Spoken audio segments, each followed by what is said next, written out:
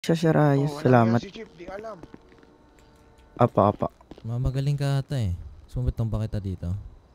Tumba mo, Chief. Ayun pala gusto mo, itumba mo. Rosalita. Rosalita.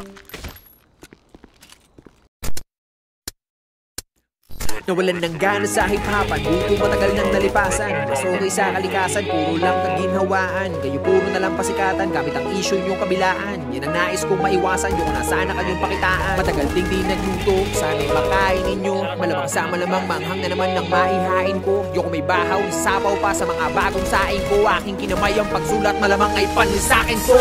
Pili nyo kahit nasikita mga bata, sigurado pa rin mas malaki ang kita ko. Pagka-tweak ka bro, masakit ka palang, magaling na ako. Matasintado, wala ding amo, wala El Chapo. Hanggang di man yun na maging magaling, la pa rin kayo marating. Pagka mga tira, panihina, puta walang impacto. Hindi na kailangan malasing pa ako, dahil matagal naman na kita bisado. Tumating na panahon, nakarolex na ako, habang nakasuot pa din sa iyong diskasyo. Kamusta yung tinatago mong inggit? Di makatingit, pamihado ng misyado. Talentado, masasado, kalitay ng estado. Oh, isang big nano, mababaw ba? Alam ko, ha, di nyo ako masisisi bro. Bakit? Pag nagmalalim ba ako, masisisid nyo?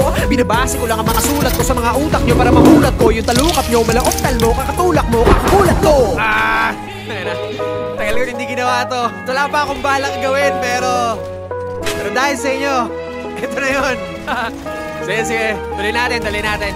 Madaming ayaw sa kirapper, matinudaw ako masyado. Matagal na po ako nagbago, sawa na ako magpakagago. Dami ng labanan na panalo, pumaldo na rin ang mga bako. Ngayon nasa na yung mga gago, tamang hirit na lamang ba ng balato? Kung inakala ninyo na madali lang lahat ito na gawin, akin ang tatapatin, nasasampalin yung mga pili magaling. Adik sa green, alak na gin, alol ka na, hindi ka natin, laka pa rin, kaya gawin. Hanggang ngayon nakaasa pa rin. Dami yung issue sa eksena, na-indrap nyo kung may problema. Puro parinig, walang payanig, bukod sa baduy, puta okay na. Tama na yung kababawan nyo, mga naunat kasabayan ko. Puro katangahan naman yung pinagdadala nyo ng katapangan nyo. Ako na ako sa Palawan bro, goods na ako sa galawan ko. Kaya sorry na sorry sa lahat ng naangasan ko. At sa mga kabataan pumili ng hahangaan, patunayan nyo ang salita, kayo ang pag-asa ng bayan. Isa lang ang aral na tinuro sa atin ng panahon ngayon. Kung ano man ang mayroon, di pang habang buhay yun. Kaya huwag nating sayangin ang bawat pagkakataon. Ang salitang bukas, kaya bukas meron pa bang ganun.